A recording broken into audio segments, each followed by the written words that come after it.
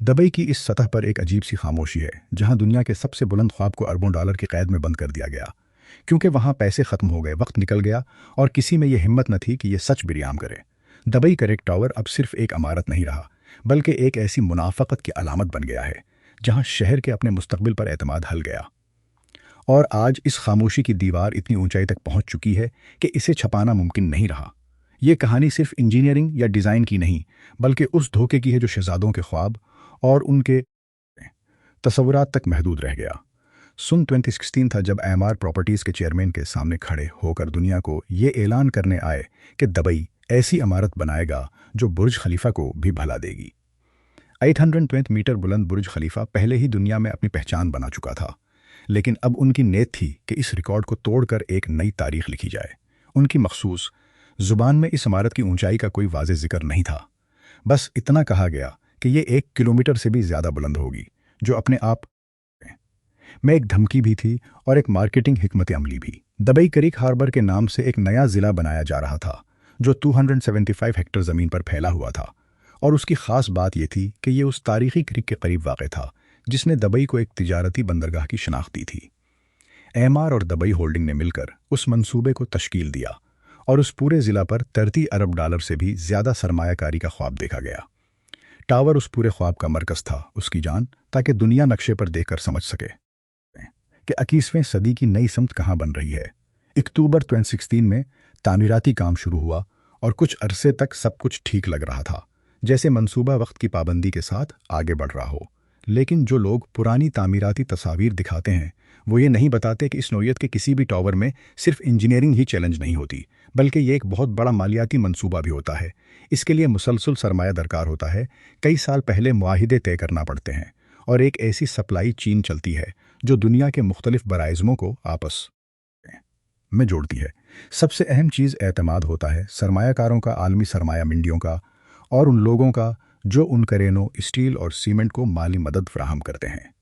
جیسے ہی ان میں سے کسی ایک اعتماد کا سلسلہ ٹوٹ جاتا ہے، پورے منصوبے کی بنیاد اتنی کمزور پڑ جاتی ہے کہ کوئی بھی بلیو پرنٹ اسے سنبھال نہیں سکتا۔ سن 2019 تک دراڑیں سامنے آنا شروع ہو گئیں، ٹاور میں نہیں بلکہ اس نظام میں جو اسے سہارا دے رہا تھا۔ دبئی کی ریل اسٹیٹ مارکیٹ کئی برسوں سے دباؤ کا شکار تھی۔ 2014 سے 2020 کے درمیان اپارٹمنٹس کی قیمتیں مختلف علاقوں اور اعداد و شمار کے مطابق تقریباً 32 سے 33% تک گر چکی تھیں۔ اوور سپلائی کا مسئلہ، جسے دبئی لینڈ ڈپارٹمنٹ برسوں سے نظر انداز کرتا آ رہا تھا، اب چھپانا ممکن نہیں رہا تھا۔ دبئی کریک ہاربر بھی اس دباؤ سے محفوظ نہ رہ سکا۔ آس پاس کے علاقوں میں آف پلان فروخت ابتدائی اندازوں سے کہیں کم رہی۔ وہ سرمایہ جسے اس پورے تعمیراتی نظام کو آگے بڑھانا تھا، اتنی رفتار سے نہیں آ رہا تھا جتنی رفتار رینڈرنگز میں دکھائی گئی تھی۔ پھر وہ سال آیا جس نے سب کچھ بدل کر رکھ دیا، یعنی 2020۔ وبا نے ٹاور کے مسائل پیدا نہیں کیے، بلکہ ان مسائل کو چھپانا ناممکن بنا دیا۔ جب 2020 کے ابتدائی مہینوں میں تعمیراتی کام مکمل طور پر رک گیا تو ایم آر اور دبئی حکومت نے وہی باتیں کہیں جو ایسے مواقع پر عموماً کہی جاتی ہیں۔ اسے ایک عارضی وقفہ قرار دیا گیا، اسے دوبارہ منصوبہ بندی کا حصہ بتایا گیا، اور کہا گیا کہ ترقی کے دوسرے حصوں کو فی الحال ترجیح دی جا رہی ہے۔ ان میں سے کوئی بیان مکمل طور پر غلط نہیں تھا، لیکن ان میں سے کوئی بھی پوری حقیقت بیان نہیں کر رہا تھا۔ حقیقت یہ ہے کہ دبئی کریک ٹاور آج تک مکمل نہیں ہو سکا۔ اس کی بنیاد زمین میں موجود ہے، ابتدائی ڈھانچہ بھی نظر آتا ہے، لیکن وہ ٹاور جو دنیا کی ہر بلندی کا ریکارڈ توڑنے والا تھا، آج اپنی متوقع اونچائی کے صرف ایک چھوٹے سے حصے تک محدود ہے، اور ایک ایسی خاموشی میں ڈوبا ہوا ہے جسے دبئی کا میڈیا نظام بڑی مہارت سے سنبھالتا آیا ہے۔ ایک لمحے کے لیے سوچئے کہ اس کا مطلب کیا ہے۔ اس شہر نے برسوں تک ایک ایسی اسکائی لائن کی علامت کو دنیا بھر میں پیش کیا جو حقیقت میں موجود ہی نہیں تھی، اور دنیا کے بے شمار لوگوں نے یہ سمجھ لیا کہ یہ عمارت مکمل ہو چکی ہے۔ اگر آپ 2021 یا 2022 میں دبئی کریک ٹاور کی تصاویر تلاش کرتے تو آپ کو زیادہ تر رینڈرنگز ملتے ہیں، خوبصورت، حقیقت سے قریب چمکتی ہوئی تصاویر، روشنی میں کریک کے اوپر جگمگا رہا ہوتا۔ لیکن جو چیز آپ کو آسانی سے نظر نہیں آتی وہ یہ ہے کہ اس وقت اس جگہ حقیقت میں کیا کھڑا تھا۔ تصور اور حقیقت کے درمیان یہ فرق اتفاقیہ نہیں تھا، یہ ایک خاص قسم کے ادارہ جاتی پرسیپشن مینجمنٹ کا نتیجہ تھا، جس چینل نے دبئی اور خلیجی ممالک کے کئی دوسرے منصوبوں میں بھی دیکھا ہے۔ ہر بار ایک ہی نمونہ سامنے آتا ہے۔ پہلے ایک شاندار اعلان، پھر کچھ عرصے تک واضح پیش رفت، اس کے بعد خاموشی سے ٹائم لائن کو نرم کرنا، اور آخر میں میڈیا کی توجہ کو دوسرے نئے منصوبوں کی طرف منتقل کر دینا تاکہ لوگوں کی نظریں بھی ادھر چلی جائیں۔ جہاں منصوبہ تکنیکی طور پر اب بھی موجود ہوتا ہے، اس کی ویب سائٹ بھی فعال رہتی ہے، پورے ضلع کا نام بھی اسی ٹاور سے منسلک رہتا ہے۔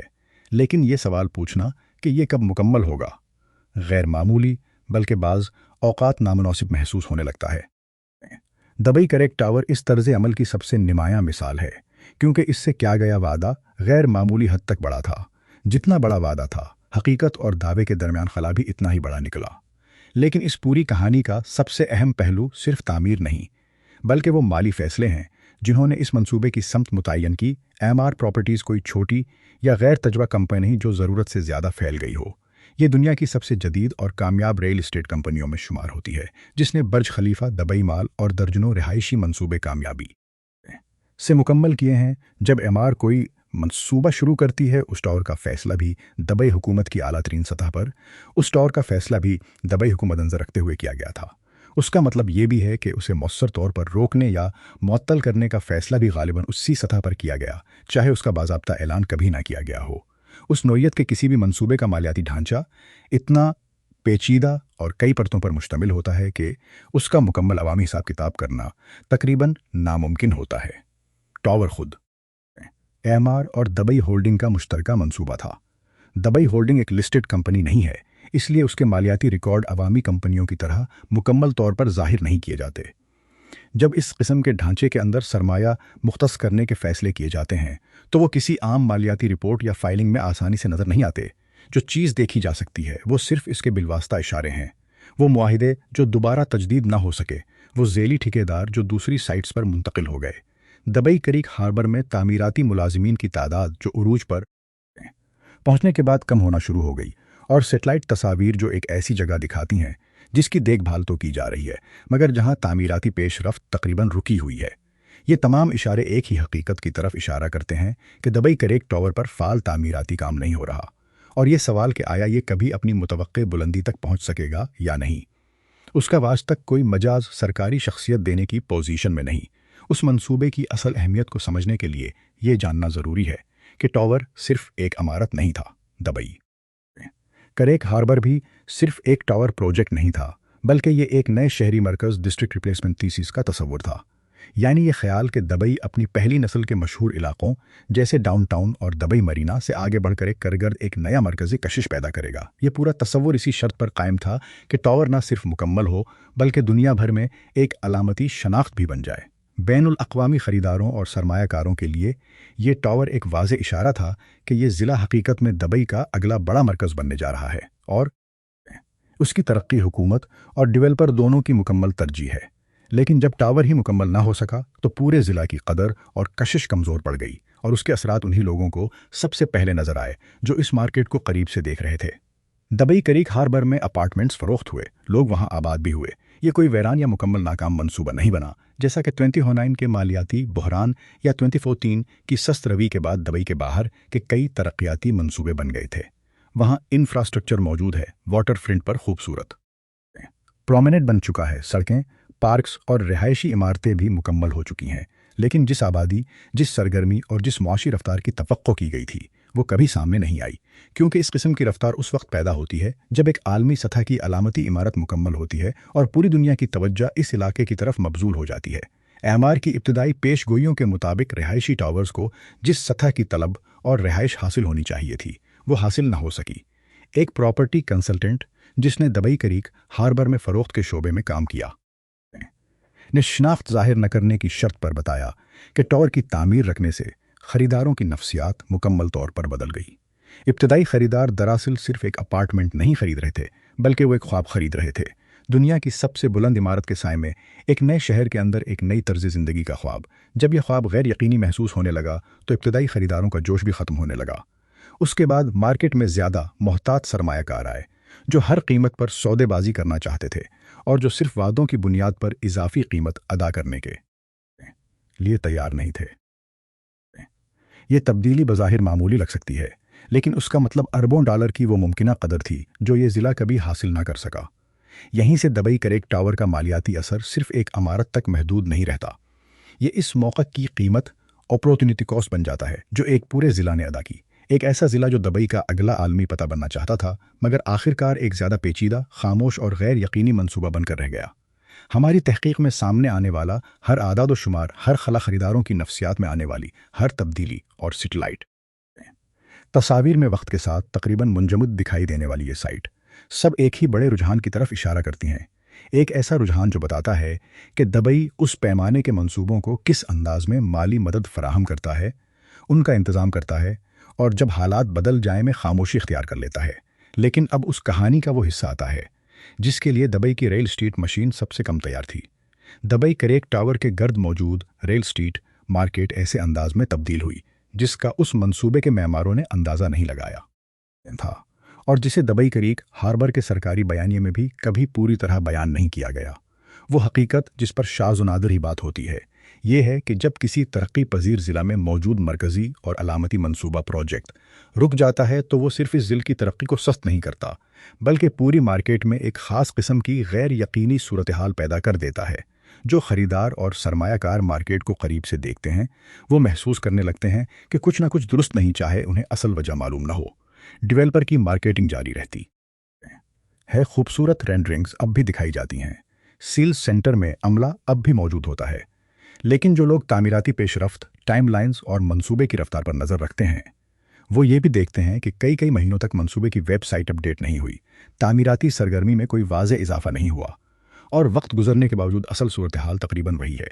यही वो लम्हा होता है जब गैर यकीनी सूरत हाल कीमतों का हिस्सा बनना शुरू हो जाती है, और ऐसी मार्केट में जहां खरीदारों की बड़ी तादाद मुस्तकिल रहाइश के लिए नहीं बल्कि सरमायाकारी के मकसद से खरीदारी करती हो, जहां फैसले मुस्तकबिल में कीमत बढ़ने की तवक्को पर किए जाते हों, वहां एतमाद में मामूली कमी भी इंतहाई ख़तरनाक साबित होती है। 2021 से 2023 के दरमियान दबई की प्रॉपर्टी मार्केट ने हैरानकुन कारकर्दगी दिखाई। रिकॉर्ड तादाद में लेन देन हुए, प्राइम इलाकों में कीमतों में नुमायां इजाफा हुआ, और दुनिया भर से सरमाया दबई का रुख करने लगा, खुसूसन ऐसे सरमायाकार जो वबा के बाद कम टैक्स वाले ममालिक में मुंतकिल हो रहे थे। तकरीबन हर बड़ी सरखी यही बता रही थी कि दबई की रियल एस्टेट मार्केट गैर मामूली तरक्की कर रही है, लेकिन दबई करेक हार्बर की कहानी इस उमूमी तस्वीर से कहीं ज़्यादा पेचीदा थी। यहाँ भी खरीदो फरोख्त हुई, ये ज़िले मजमूई मार्केट की बहाली से मुकम्मल तौर पर अलग नहीं था, लेकिन उसे वो इजाफी कदर प्रीमियम कभी हासिल ना हो सकी जिसकी तवक्को उस बड़े मरकज़ के तौर पर की जा रही थी। मंसूबे के मुताबिक जैसे जैसे टावर अपनी तकमील के करीब पहुँचता, दबई करेक हार्बर और दूसरे आला दर्जे के इलाकों के दरमियान कीमतों का फ़र्क कम होना चाहिए था, लेकिन हकीकत उसके बरक्स रही। ये फ़र्क बरकरार रहा, बल्कि कई सूरतों में मज़ीद नुमायां होता गया, क्योंकि वो मरकज़ी टावर जिसने इस ज़िला की शनाख्त बनना थी अब भी मुकम्मल नहीं हुआ था। एक रियल एस्टेट तज्ज़ियाकार ने हमें बताया कि पेमेंटली डिस्काउंट प्रीमियम बन चुका है, ज़िला की बुनियाद मजबूत है, वाटर फ्रंट हकीकी है, इंफ्रास्ट्रक्चर मौजूद है, लेकिन टावर के बगैर ख़रीदार वो कीमत अदा करने के लिए तैयार नहीं जो वो एक ऐसे इलाके में देते जहां मरकज़ी अलामत वाकई मौजूद होती।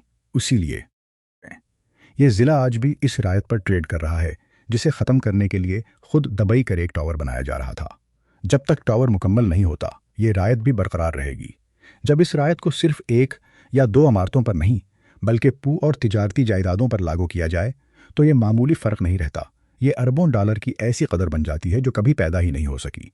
ये नुकसान सिर्फ खुद टावर का नहीं बल्कि इस पूरे ज़िला का है जिसे इस टावर ने एक नई शनाख्त देनी थी, मगर वो शनाख्त कभी मुकम्मल तौर पर वजूद में ना आ सकी। अब वो सवाल आता है जिस पर इस नौयत की हर तहकीक आखिरकार पहुंचती है, ज़िम्मेदार कौन है और क्या वाकई इससे कोई फ़र्क पड़ता है? दूसरे सवाल का जवाब निस्बतन आसान है, जी हाँ, इससे बहुत फ़र्क पड़ता है, लेकिन इस अंदाज में नहीं जिस तरह आम तौर पर एहतिसाब की बात की जाती है। दबई में इस दर्जे के मंसूबों के लिए एहतिसाब का पूरा निज़ाम जानबूझकर इस अंदाज में तरतीब दिया गया है कि फ़ैसला साजी की मुकम्मल तस्वीर आवाम के सामने ना आ सके। एएमआर एक जज़वी तौर पर लिस्टेड कंपनी है, इसलिए इसके शेयर होल्डर्स को माली रिपोर्ट्स में कुछ मालूमात ज़रूर नज़र आती हैं, लेकिन दबई होल्डिंग के साथ मुश्तरका मंसूबे जॉइंट वेंचर का ढांचा इस मंसूबे की माली तारीख के सबसे हसास हिस्सों के गर्द एक मजबूत पर्दा खड़ा कर देता है। दबई होल्डिंग खुद दबई हुकूमत को जवाबदेह है और दबई हुकूमत किसी बैरूनी निगरानी के इदारे के सामने इस तरह जवाबदेह नहीं जिस तरह जमहूरी ममालिक की हुकूमतें होती हैं। कोई पार्लिमानी कमेटी मौजूद नहीं जो अंदरूनी मीटिंग्स के रिकॉर्ड तलब करे और पूछे कि दुबई क्रेक टावर की टाइमलाइन क्यों तब्दील हुई। कोई फ्रीडम ऑफ इंफॉर्मेशन रिक्वेस्ट मौजूद नहीं जिसके जरिए 29 या 2020 की वो अंदरूनी मीटिंग्स सामने आ सकें जिनमें मुमकिना तौर पर मंसूबे को रोकने या महदूद करने के फैसले किए गए। जो चीज़ मौजूद है और जिसे इस चैनल ने मुख्तलिफ तहकीकात में बार बार दस्तावेजी शक्ल दी है वो एक पैटर्न है, और ये पैटर्न इतना मुसलसल और वाज़ेह है कि खुद एक सबूत बन जाता है। दुबई ने अपनी आलमी शनाख्त एक ऐसे शहर के तौर पर बनाई जिसने दुनिया के तकरीबन हर शहर से ज़्यादा तेज़ी के साथ बड़े ख्वाबों को हकीकत में तब्दील किया। ये सिर्फ मार्केटिंग नहीं थी, बर्ज खलीफा हकीकत है, दुबई माल हकीकत है। पाम जमीरा चाहे उसकी शहरी मनसूबा बंदी पर किसी की भी राय हो, हकीकत में मौजूद है और खला से भी देखी जा सकती है। 2000 की दहाई में दुबई की तामीराती रफ्तार वाकई गैर मामूली थी, लेकिन दुबई क्रेक टावर एक मुख्तलिफ हकीकत की निशानदही करता है। ये जाहिर करता है कि तकरीबन 2015 और 2016 के बाद दुबई एक ऐसे मरहले में हुआ जहां ऐलानात की वसअत माली और अमली सलाहियत से आगे निकलने लगी।